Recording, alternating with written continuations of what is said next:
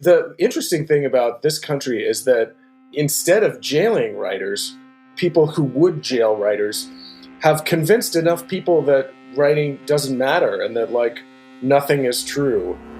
Do you like books? I'm outlining a new writing project. Who wrote this book? Read it. What are you reading? Sometimes I'd write something. What are you writing? Have you written anything lately? I'm Amanda Stern, and this is Bookable. On today's show, staying in your lane. What does it mean to write from a specific perspective? Must you stay true to what you know? Or can you write a gay character if you're straight? A black character if you're white? Well, in our latest Bookable conversation, we've got two authors who dive right into that and dare to veer outside their lanes. Twitter be damned. Shawn Stewart Ruff was previously featured on an episode of Bookable that explored young gay love against the backdrop of a desegregating housing project in his terrific debut novel, Finlater. He reached out to James Hannaham, author of Delicious Foods, to check in for the first time in several decades. Needless to say, a lot's happened since the last time they talked. From dissident writers to getting dragged on social media to who owns gay literature, this conversation really delivers. Here's Shawn. You know, I said to you in our first communication, or in one of our communications, that sort of generally, the idea is, sort of talking about the spaces that writers kind of roam in. And I think, for you and me specifically, and of course, I may be presumptuous in saying this, but I think that we pretty much sort of are in Black space, white space, queer space in our work. I feel that, something is happening, which is kind of, if not fencing us in, sort of restricting us in some kind of way. And trying. Yeah, I don't think it will work necessarily. But it's just such an interesting, phenomenon because it seems so counter, not only to what writers do, but that writers would even be on board with it. Some writers, that is. It's really just kind of shocking to me. And if I can just start with a little anecdote, back in 2009, the wonderful Michelle T. and her Radar Readings had basically a reading event that I flew out for, along with a few other people from the East Coast. And anyway, after we all kind of trotted out our stuff, there was a kind of an audience participation moment where, it was Q&A, basically, it was that kind of format. Mm-hmm. And someone in the audience said something or asked a question, rather, that was very prescient now that I think about it. And I'd probably thought about it before, but it never really sort of occurred to me as regards gay literature. But the person essentially asked the question, who owns gay literature? Who gets to write it? That kind of questioning. Now, I'm of a certain age, so I grew up reading Patricia Neal Warren, Front Runner, and books like that. And those writers were heterosexual. I remember reading a John Ritchie book and thinking, my God, this is what queer fiction is really like. It's sort of polite. It's raunchy and dirty and sweaty and smelly. And I prefer that, needless to say. But I wonder what you thought of, or what you think of that question, and what it means to you.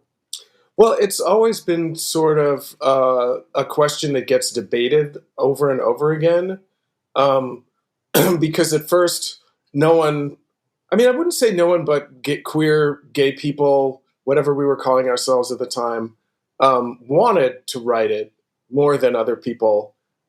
There was a whole moment, I feel like, in the 80s and 90s, in tandem with the AIDS crisis, that, there used to be gay bookstores. Mm-hmm. Imagine that. It was, I was hoping that I just kind of assumed that it was a perpetual thing and it would last for a long time. There still are gay bookstores. I shouldn't throw all the wonderful gay bookstores that exist now. But there was a thing happening that was much more universal. I mean, it's not universal because it was specifically queer, but it was like all the gays were involved. Whereas, like at a certain moment in gay history, a lot of queer people just kind of stopped going to like a different light and those kind of bookstores, and it shut its doors, and there were other bookstores that just disappeared as well.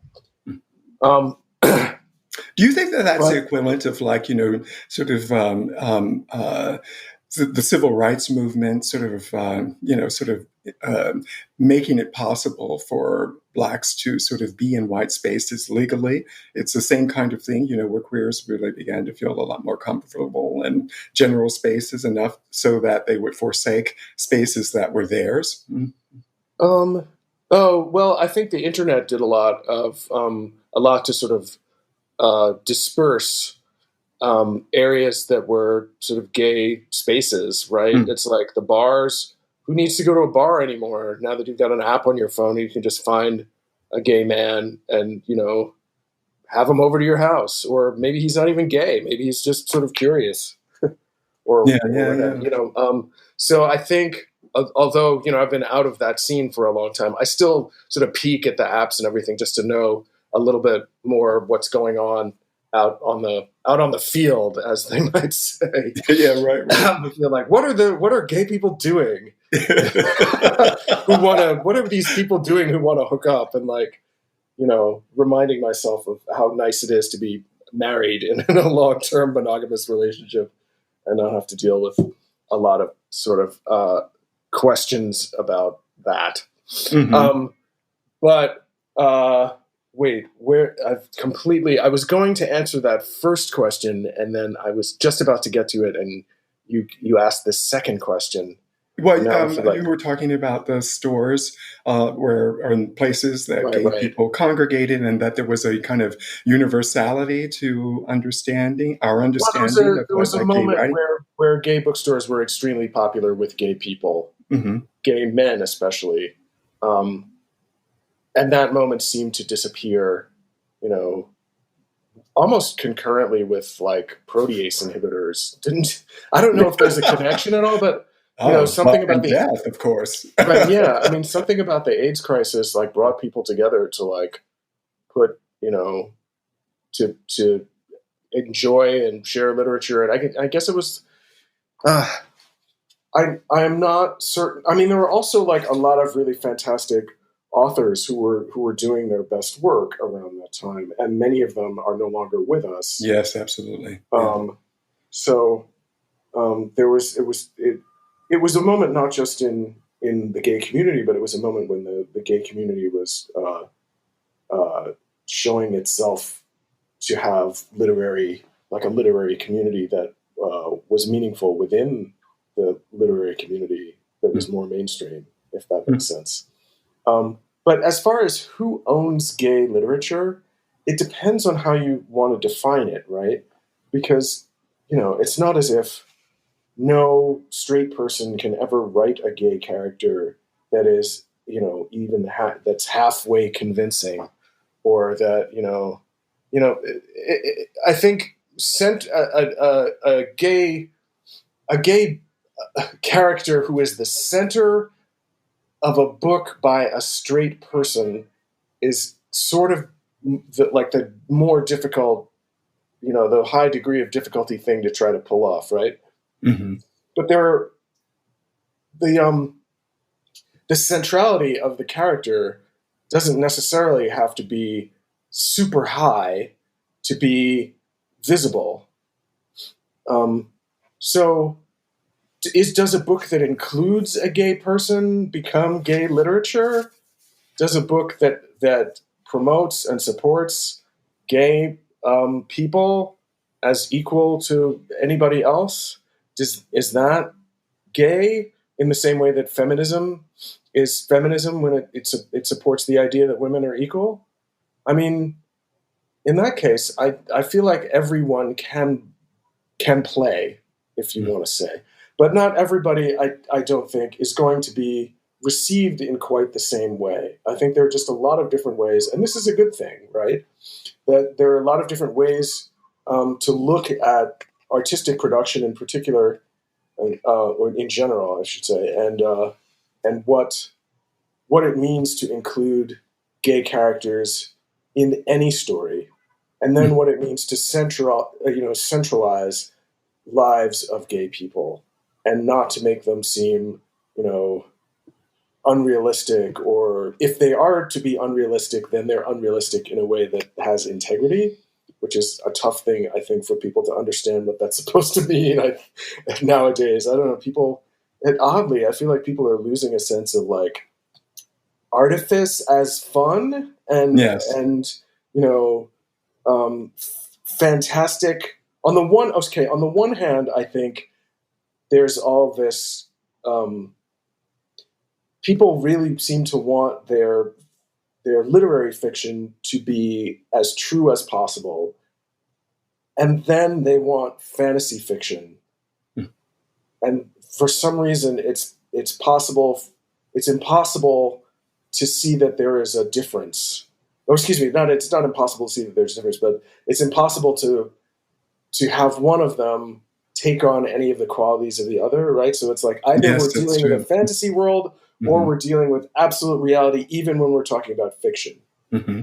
And those places where fiction seems to diverge from experiences that are lived in a different sort of like experience that are like lived by actual people, as opposed to unicorns. Yes, six-figure, or is it seven-figure unicorns? Yes, there's a way in which it's one or the other. There's no give there, a lot of the time. Well, let's up the ante a little bit. I mean, what you've just said speaks to, sort of maybe the general, a general look at what's happening, let's say in the literary fiction markets and the fantasy markets. But if you sort of insert, Black gay fiction into the story, then we're talking about something that might be slightly more, let's say, loaded or dangerous, as you said, because a misstep in, a characterization, let's say a use of, dialogue where a person is speaking slang, suddenly opens the door to something very critical in the way of response. I mean, particularly if it's a white person writing. I think that even Black writers, frankly, are probably not too far from being censored in the way that we sort of tell our stories. If they, for instance, show too much Blackness, too much realness, what is that? as it were. Oh, wait, what do you mean by too much? Well, I just, I think I know what you mean. Right, like airing Black dirty laundry in public. Yeah.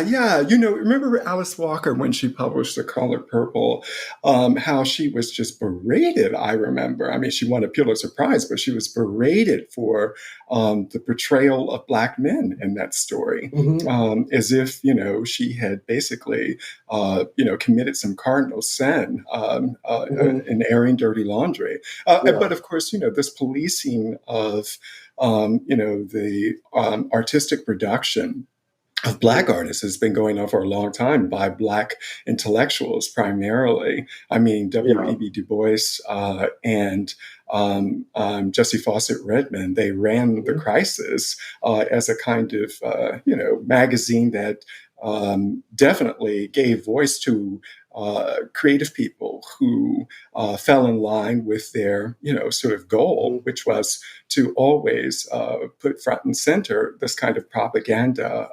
I mean, it was propaganda in the sense that it was positive propaganda.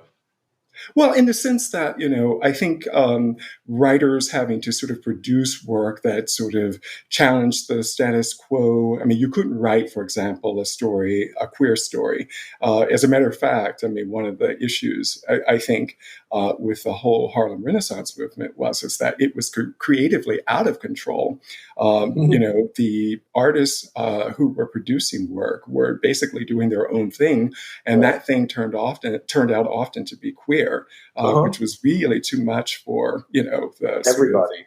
For everybody, exactly. I mean, Carl Van Vechten was, kind of in the mix there, so how sleazy he was. And so he had a lot to do with, the decadence. And just briefly, of course, after 1930, I think, artistic production by African Americans, by most creative Americans, fell dramatically because of the Depression. Mm-hmm. And then you had white writers who were becoming authorities on, Black life and writing books about Black people and writing fiction, that was about Black life, et cetera. And, of course, the intelligentsia railed against it.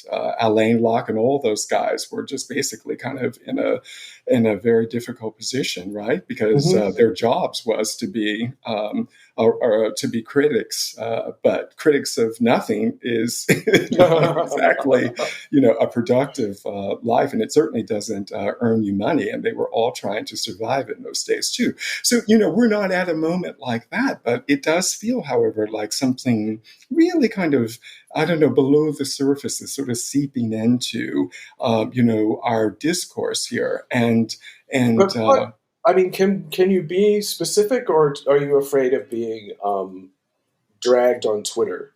Well, I mean, of course that could happen, but no, I think that even getting. You have a high-end agent, I'm sure, but I mean, even just sort of the gates that you have to sort of pass through anymore are so kind of hyper attuned to, let's say the reactions, the potential sort of landmines. That I think, they're overtly, sort of cautious in the kind of clients that they take on, the kind of projects that they'll represent, et cetera. Well, they're always like that, though. Each agency sort of represents something, or they represent a certain kind of fiction, or they have a certain kind of attitude that they sort of project about themselves. So that's not different. But I just mean that there's I don't know, maybe it's my own paranoia. I just kind of think that there's a lot more at stake, with this,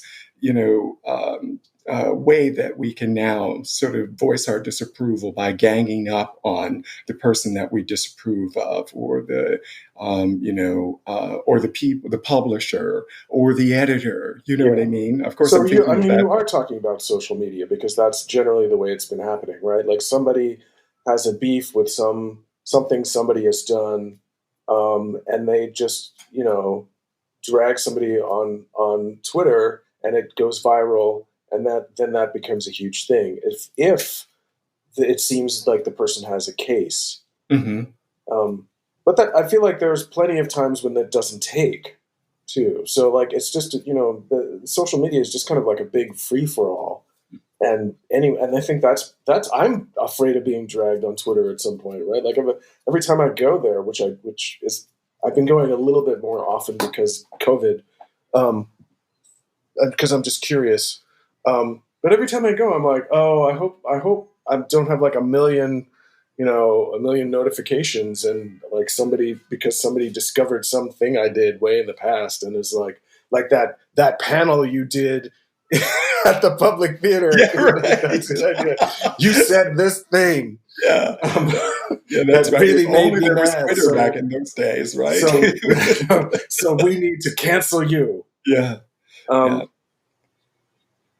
But yeah, I mean, I think there are lots of odd ways in which there's a weird kind of hypocrisy that goes on with these things, because on the one hand, it seems to be about aesthetics, and then on the other hand, it's actually about a capitalist model of dealing with culture in the first place, right? Because the people who do not make tons of money and get lots of attention don't get the same kind of reaction a lot of the time. And it's possible, as you said in your email to me, like it's possible for people to sort of do things that seem as if were they to get that kind of money and attention would be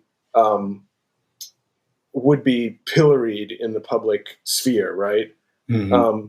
And yet, I mean, I just feel like people are really the thing that people are really complaining about legitimately is that tradition of, you know, white publishers, which is like all of them, getting really enthralled with things that have sort of terrible values, like, you know, this sort of paternalistic book that's like, you know, in the tradition of Uncle Tom's Cabin, right? Mm-hmm. Written by a white woman about, oh, those poor black people, right?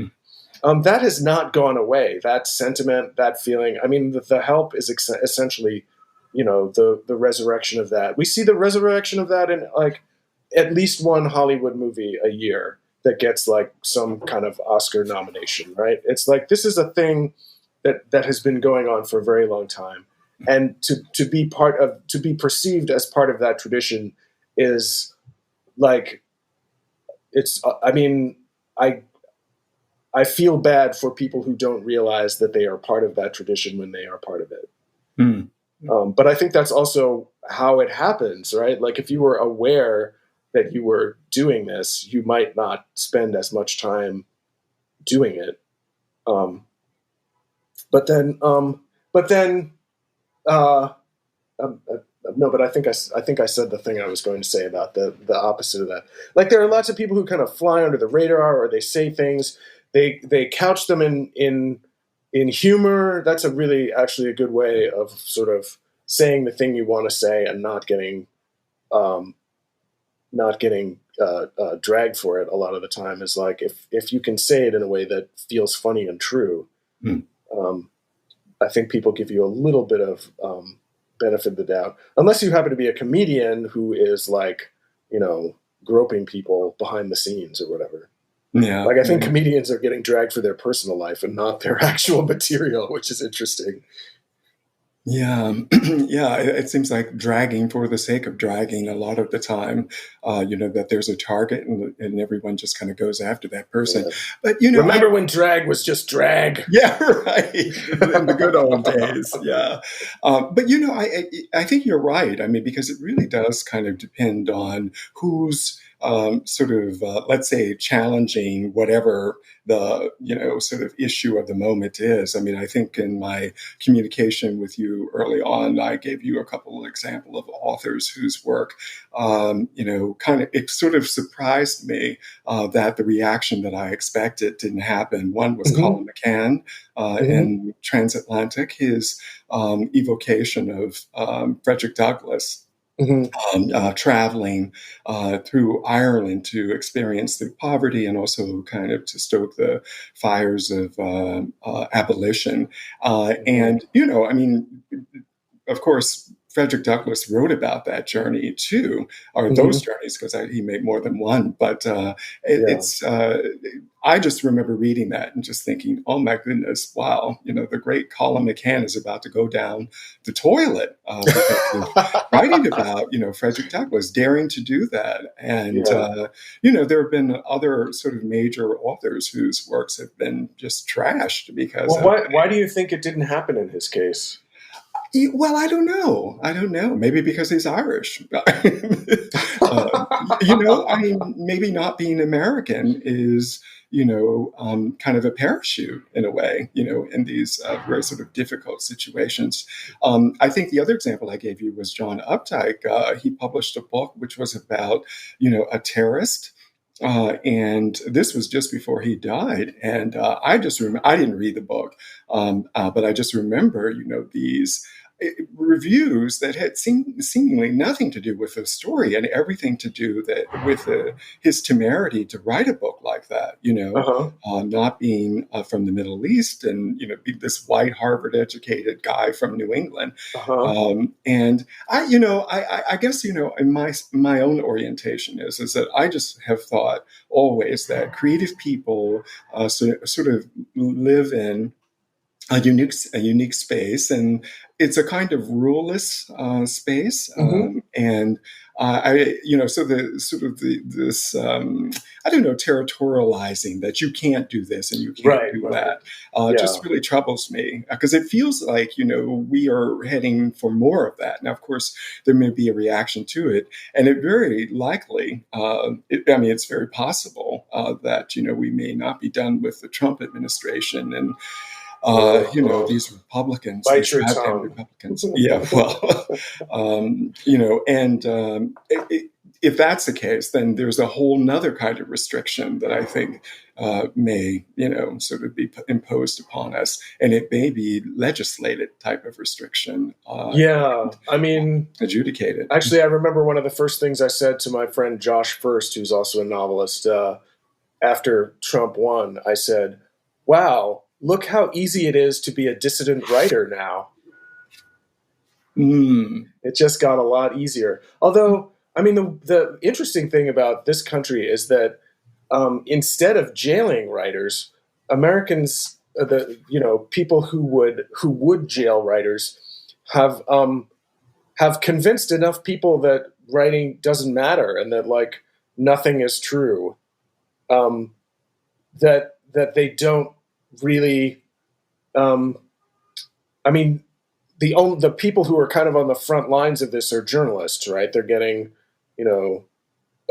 discredited and charged with making things up, whereas, in other countries there are people whose novels are actually suppressed by the government, or they're jailed by the government, and I think this is a phenomenon that a lot of sort of young American writers don't seem to understand is happening, and just how bad it can be for somebody to say something that is not officially sanctioned. Yeah, no, that's so profoundly true. And, of course, the backlash in this country, I think from, let's say the out party will be to attack in every way possible. So we may very well see, this kind of violent police aggression, coming our way to basically stop us from speaking, even sort of. Well, isn't that already happening? Yeah, it certainly is. We're getting small dosages of it, but it's very possible that it could be something very big, something very dangerous. Too many things going on at once, I feel. But I wondered, as an instructor, a professor, how do you sort of navigate some of these, let's say, very sort of political issues? Or, do you at all when you're, sort of teaching, your students and evaluating their work, and, maybe, I don't know how you go, what your process is, but can you speak to that? A little bit, but I have to kind of divide it somewhat, because I teach in an MFA program and a BFA program at the school that I work in at the Pratt Institute. And it seems to me as if there are slightly different ways of thinking among the student body. I feel like the undergraduates are a little bit more aware that they don't know anything. And whenever I've had a class that I'm personally responsible for creating a tone in the class, I feel like I've just said, everything is on the table. We trust each other not to be totally, not to betray our values. And if people do things that are questionable, we talk about the work, and we don't really assume that working, that saying something that feels unproductive, let's say, is an indicator of like bad character. Whereas I feel like sometimes in the MFA, it can get to the level of like, students are a little bit older and they're a little bit more formed and they're a little bit more, vigilant, hyper vigilant about political things. And it's something we encourage in this program too, actually, is like for people to think about, the political meaning of what they're writing, or like, and so we can get into like bigger scrapes there. But I mean, since that's part of the vision of the program, I think that's actually really sort of exciting, unless it starts to get personal, and then that becomes like a big problem for everybody.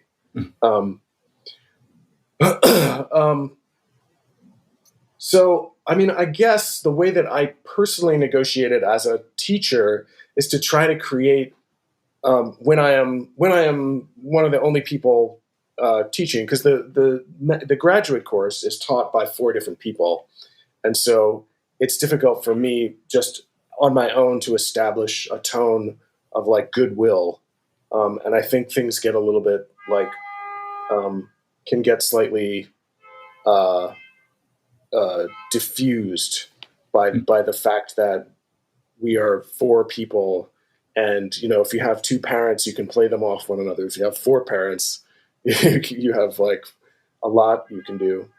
Not that we're really authority figures in the first place. Anyway, I think we're in this odd place where the students are expecting authority figures, and we're actually much more like guides who are trying to also learn things at the same time as we are teaching, or to just be in the room with everybody and hear what everybody has to say. And sometimes I think it gets to be like confusing for everyone. But I love it. I mean, I love a lot of the way that it works, because in a lot of other MFA programs, things that are supposedly things that are actually political are looked on as incidental or not relevant, and that can be pretty dangerous, especially since don't get me started. Don't get me started about the traditional MFA program. Like hot moments where there was not only that confusion, but perhaps tempers even. Well, I mean, I think that one of the insinuations that is often made in the traditional MFA program is that there is no politics. Like, one shouldn't really address politics. One should write about white people with who where the biggest tragedy is like somebody put the wrong fork in the place setting, or put the fork in the wrong place in the place setting. Maybe it's not quite that bad. Big drama. It's either it's that, or like you should be a soldier writing your memoir, or a white soldier, writing your memoir about being deployed in a place where they're killing people of color. Because that's toughness. And authentic. But I mean, I feel like I have to negotiate that in a lot of different ways, depending on what the situation is. And I think I'm happiest when I can just set a tone where it's possible for people to say anything they want to say. I mean, there'll be consequences if they happen to say something, that it seems as if they actually believe, and they're repeatedly like not listening to the people who are saying to them, look, that's not acceptable. But I mean, that's part of what the learning process is supposed to be, is learning how to say to people who are saying things you don't want to, who are saying things that you don't believe are productive in terms, or progressive in terms of your politics. It's to learn to say to them that is happening, and have them hear it and adjust, and not to just alienate them and, say, criticize them personally. but to focus on the ideas rather than, the person. Time for a short break. When we come back, James's protege gets a so-so review, and it's a good thing. Stick around.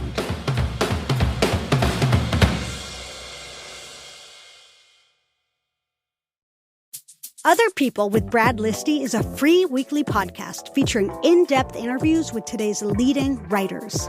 New episodes drop every Wednesday, and the entire archive, that's more than 650 episodes and counting, is available for free. Past guests include luminaries like George Saunders, Roxane Gay, Cheryl Strayed, Jonathan Franzen, Hilton Alls, Celeste Ng, Susan Orlean, Bret Easton Ellis, and more, like me. Thanks for having me on, Brad. Follow the show on Twitter at OtherPPL and find it online at OtherPPL.com. Subscribe, listen, and enjoy conversations from today's leading writers. Available today on Apple Podcasts, Spotify, Stitcher, or wherever you listen to podcasts.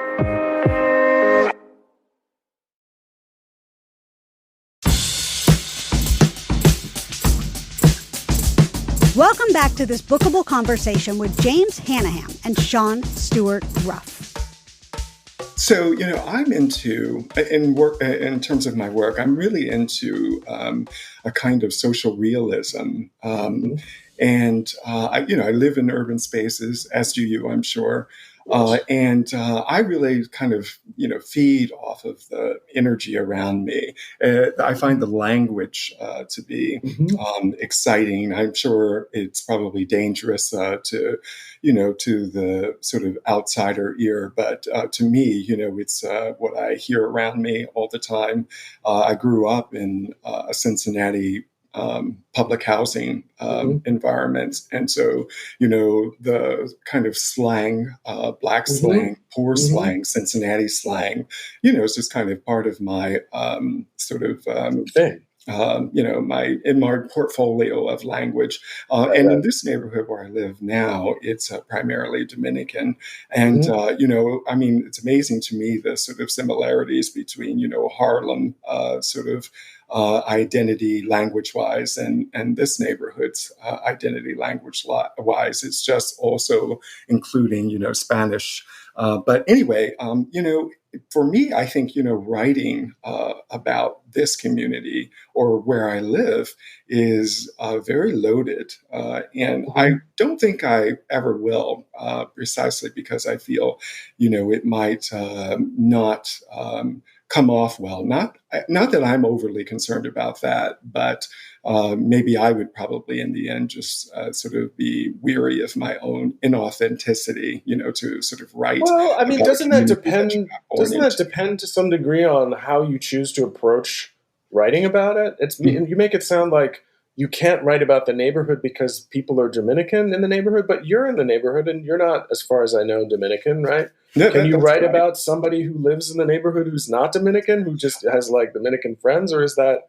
Well, I'll tell you, for example, what I was sort of thinking at one point. Now, I have written about my neighborhood, but I figured out a very artful way of doing it. So I definitely have created a workaround. But I was at one point sort of imagining, that this apartment building that I live in would be the sort of centerpiece of, if not a story collection, then a novel.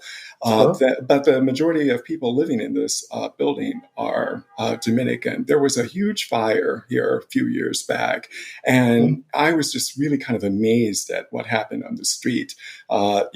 During the fire, the people who came out, including, from different parts of Washington Heights, these Latin gangs,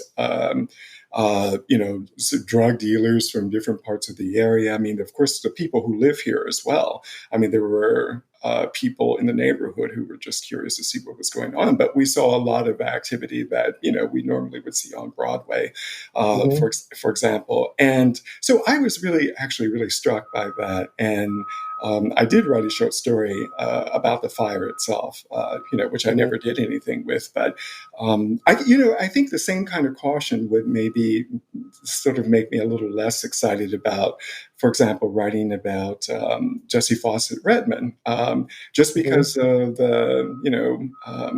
I don't know. I feel like, talking from a woman's point of view may be a little much. It seems, maybe I'm sort of self-editing or self-restricting here, but I mean, I don't know. Can you show it to a woman? Do you know a woman? Can you can you do due diligence? Can you make sure that you're not like screwing it up, that it's like, it doesn't betray your values? It doesn't like, it's not going to seem sexist, and it's, going to have some like underpinning of authenticity, even if you're not, because, the thing I always tell people who want to write against gender and are struggling with it is like, especially if it's like, it actually doesn't matter. I mean, what I could say a female person who's female identified wants to write a male character, I would just say, like, don't write a man, write a person, because men are people, and then worry about like the maleness of that person later, because, the trappings of masculinity are probably less important than, the universal feelings of human beings. And, your first draft is definitely not going to be that great, no matter who you are, usually. So you just go back and comb through it, and gradually something that feels more authentic is going to, surface, hopefully. And then, before you publish it and in the New Yorker, which you're of course going to do if you've written a short story. Oh yeah. Just like let a number of people read it beforehand and give you pointers and listen to them. And that's the really important part. Like if you do all of this and you still think that you are, the authority on men or on women or, gay people or black people, then that is really the problem. It's not that you might want to write something in which you inhabit some other character. I mean, this is in a certain sense, this is pretty much the only trick in the novelist's wheelhouse, right?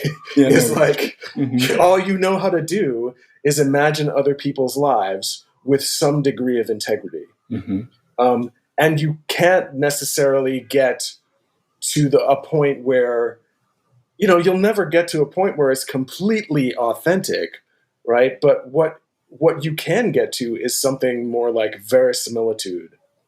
Or you can say the thing you want to say without,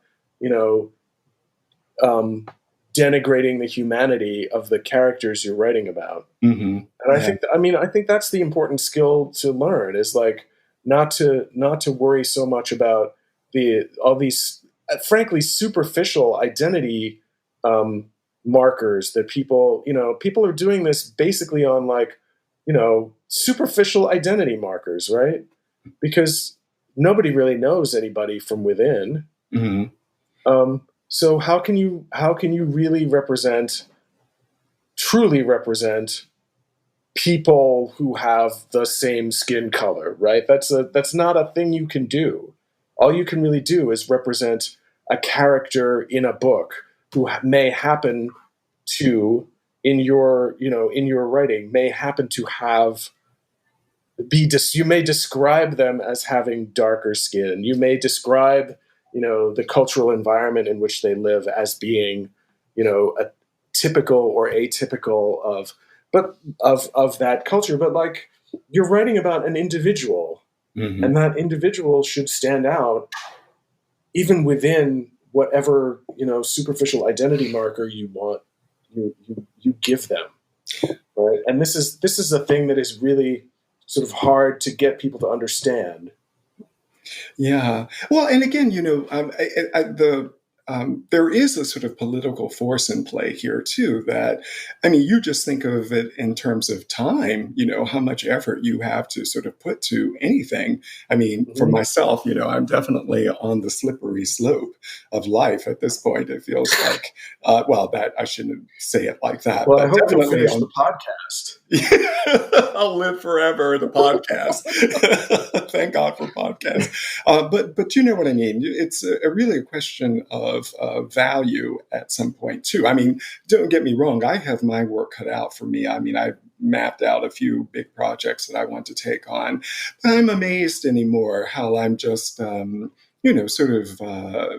And it isn't just me, it's other writers that I speak with too, that there is the sense that, if not sort of generationally, have sort of, missed the moment, that, there are just so many sort of issues, I think, about writing anymore and publishing that, are just, I don't know, they make it a lot more sort of, I don't know. Didn't these issues? I'm not sure which issues you're talking about, but I'm sure that they were worse like 20 years ago. Oh, certainly for minority writers, especially. Yeah. I mean, but I just, I don't know, the MFA programs themselves. I mean, you just almost have to have that type of, credential to be taken seriously by media, et cetera. So I guess what I'm saying is that the stakes seem to be higher in some way. I mean, there are fewer readers. There is a much more sort of tight sense of there are more books than ever, of course, but I guess I just think that they're just. You think people aren't finishing them? Possibly, the Amazon factor has a lot to do with this too, the way books are marketed and so on. Anyway, that's probably way beyond, what we need to concern ourselves with. I do my work, don't get me wrong. I mean, there's no question about that. But do you feel any kind of, sort of, restriction isn't quite the word. Maybe just a sort of an awareness of, of being dragged, of the potential for being taken to task for like some portrayal of something. Yes, of course I do. Yeah. But I feel like, as I was saying, like, one is really trying to write about individuals and not about, generalized anything. When you're trying to create a character, I would hope, right? I want to live in the world where people don't read a book like they don't, and I think there's this. We live more in this world than we are acknowledging, where people don't read a book and think, oh, all Black people are like that, right? I think we're beyond that point where anybody with a brain can pick up a book and not make that assumption, right? I really hope that there's nobody out there who's picking up, I don't know, Beloved and saying like, oh, this is all Black people's lives, right? Like, oh, I'm so, and then they go out in the street and every Black woman they see, like, oh my God, why did you have to do that?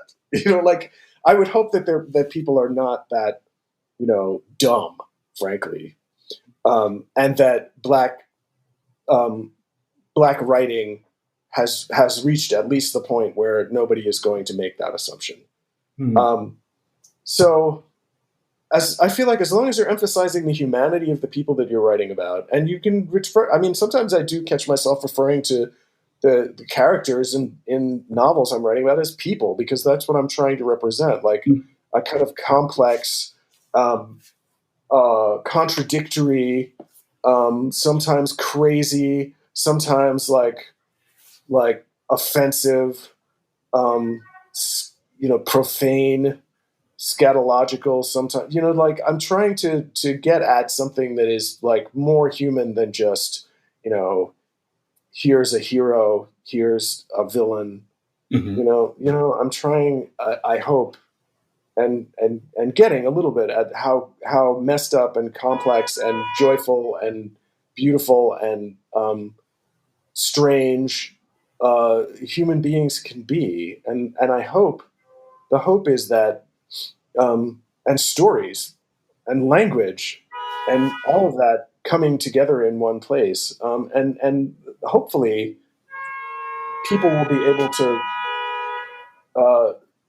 see that that's what I'm doing. And I think that that is what people respond to when they don't give you a hard time about your having, gotten out of your lane, so to speak. Yes. Like one of my proteges, I shouldn't call him that because he's done quite well for himself, is this white kid from who went to Columbia and where I was teaching, who his first novel is from the perspective of two different women. And he told me a few weeks ago that his name's Rye Curtis. He told me a few weeks ago that Roxane Gay had written a sort of positive review. Oh, wow. Like it was semi-positive. Yeah. And he didn't seem to understand how important that was to his well-being. Wow. That Roxane Gay had read his book and not wanted to slit his throat for crossing over this line. I mean, I think the other thing is that the advantage that he has is that he was raised by two women, basically. And he has these people in his life who he can go to and say, look, does this feel real? Does this feel authentic? And, he's got lots of people that he can do that with. It's not as if one is, an author is devoid of community. I know we do spend a lot of time sitting by ourselves looking at our laptops, but it's not as if, a book should come out having never, having no one else having seen it, but, the writer and the agent. That's probably a really bad idea. Mm-hmm. And, I feel like if what you're writing about is a lot of different people, and I mean, you can't really dial this back so far that the only people you can write about are people who share your identity or those identity markers that you think are most salient. I'm not even sure what I would do if I had to do that. People, I don't even know what people like me are like my family. That's the only people I can really honestly say are kind of like me, but still not that much. Mm-hmm.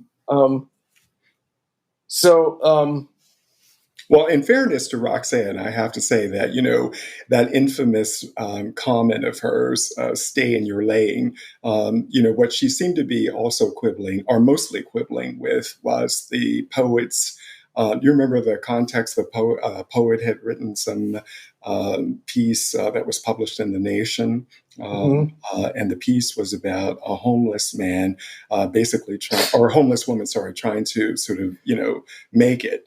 And the poem. Well, that's in that paternalistic tradition I'm talking about. Yeah, this thing where you don't really fully humanize your characters because you're turning them into a symbol of something, and that's just as racist as turning them into a symbol of something ugly and horrible. But people can definitely feel, even if they're not able to articulate it, can definitely feel the difference between, characters that are fakey fake and an attempt to make a point about something, and characters that feel, like people And I mean, it's much easier to write the early, the former than it is the latter. Yeah. Well, the poem, as I recall, was actually, kind of moving.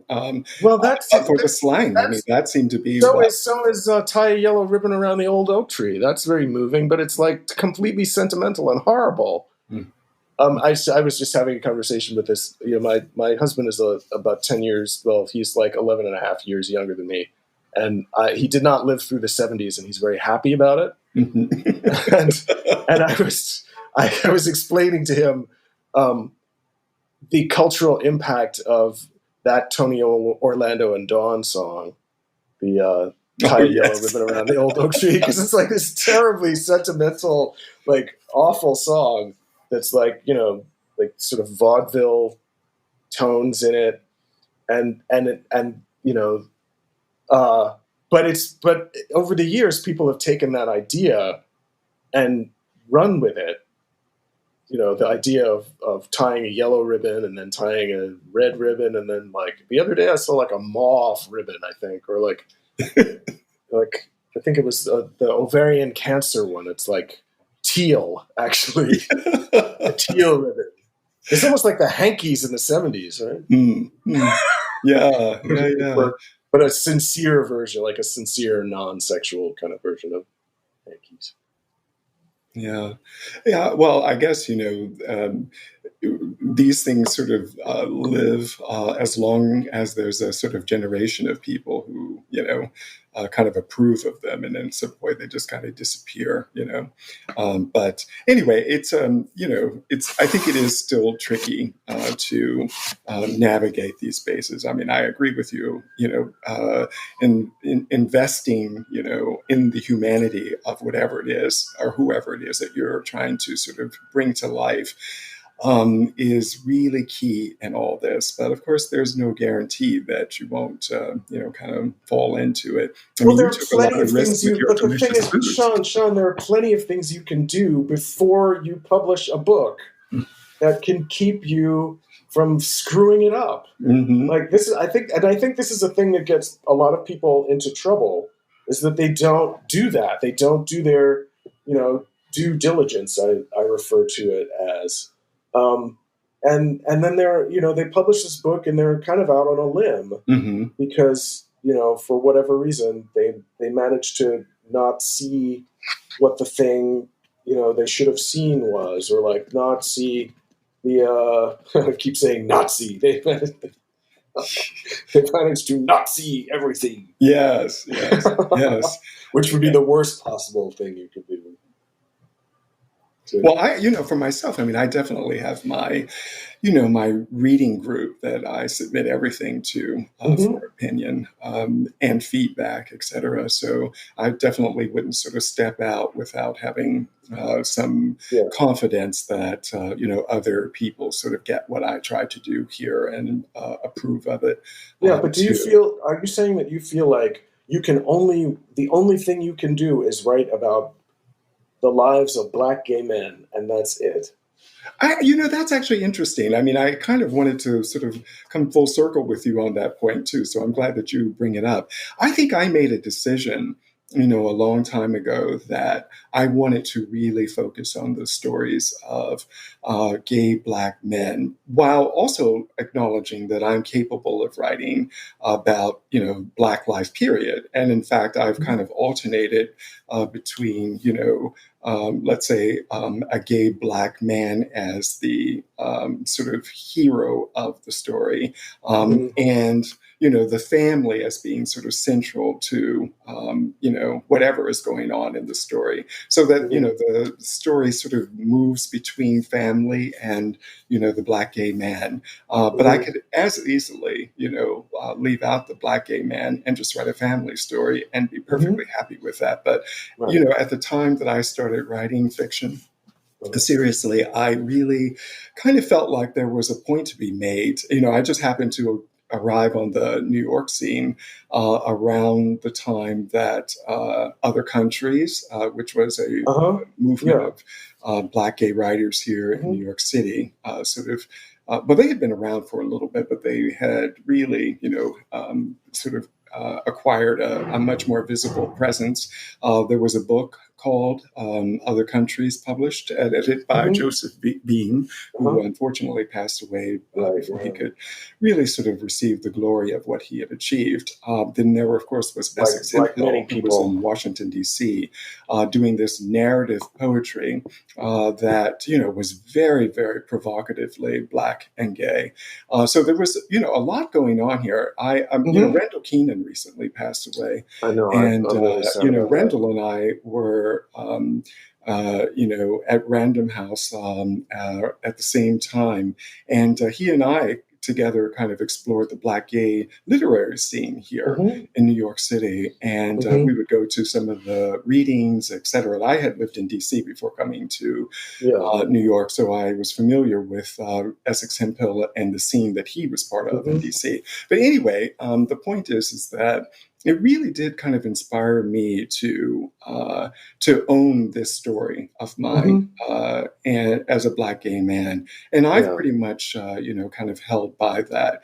As I say, even though my writing tends to kind of, veer in different directions in terms of who is the focus of it, but generally there is always a Black gay man at the center of the story.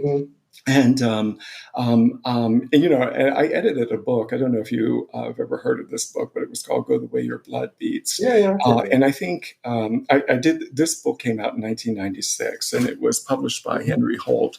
But essentially, it sort of, I would say, trotted the same ground that I just described. It was really looking at, fiction in the sense of, the presence of Black gays in the canon of African American literature. So there was one piece published from the late 1800s, and pieces from the Harlem Renaissance, pieces from the 1940s, 50s, and of course a lot of contemporary fiction too. And of course the thesis here was not about Black gay men; it was about the Black gay experience as part of the African American experience. So the stories kind of veered wildly between, let's say, risky or risque, to being kind of more traditional, to being sort of dangerous in the sense of, life-threatening situations, whatever. Sapphire Story, There's a Window, which was published in the New Yorker, was in this piece. But anyway, it feels like that all the sort of work that I've been trying to, create has all been about, in a way, inserting Black gay life into the canon. Of course, there are a lot of writers doing that now too. So it's a pointless task to a degree. I wouldn't say but that. Nevertheless, somebody at a reading once asked me, like, "Why do you write about Black people?"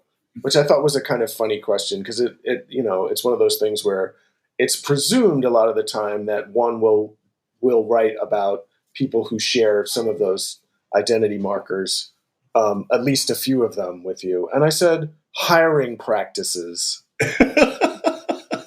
That's great. Because it's really, I feel like one of the things I can contribute to literature, if I can be so pretentious as to imagine that I could contribute something to literature, is just more Black people depicted in literature, and more, as people like to say, centering of Black people's lives, and types of Black people that we have not seen represented in literature at all. And that is actually sort of what is exciting to me about my subject position. But I don't necessarily feel as if I have to do that. And when I start to feel like I have to do something, that makes me want to not do it. That makes me want to do the opposite, like to take some insane risk that's going to upset people. Okay. It's in the blood. Trust me. Are you saying this here first? No, I'm not. No, I've said this before. Okay. And it's in the blood. Remember who my cousin is, right? Yes. Yes, Miss Walker, right? Yes. Yeah, she's definitely a risk taker for sure. So, I mean, that my family's been a huge influence on me. There are a lot of artists in my family. It's a weird family full of like preachers, artists, and military people. I think it's all people with a big mouth. Yeah. And they've got your attention. Lots of opinions and very particular. Yeah. Like hard-headed like you wouldn't believe. Well, it sounds wonderful. Actually. It is. The more I think about it, the more I appreciate it. Because when you're growing up, you think everything around you is normal. But now I'm like, that was not normal, but in the best possible way.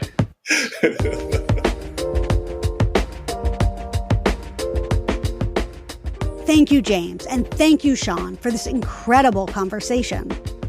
James Hannaham is the author of Delicious Foods. It's published by Back Bay Books and is available now. Shawn Stewart Ruff is the editor of Go the Way Your Blood Beats, an anthology of lesbian and gay fiction by African-American writers, and the author of Toss, Whirl, Pass, and Finlater, among others. Bookable is a production of Loud Tree Media. I'm your host, Amanda Stern, 5 feet tall and comfortably in the short lane. We're produced by me, Bo Friedlander, and Andrew Dunn, who also mixes and sound designs the show. Bo is Loudtree's editor-in-chief. Find us on the web at bookablepod.com and subscribe and rate us 5 stars on Apple Podcasts or wherever you get your shows. And if you want to learn more about our guests, find us on Instagram at bookablepod and follow me, your host, at A Little Stern. We're back soon with another new episode of Bookable, and we will see you then. This is Bookable.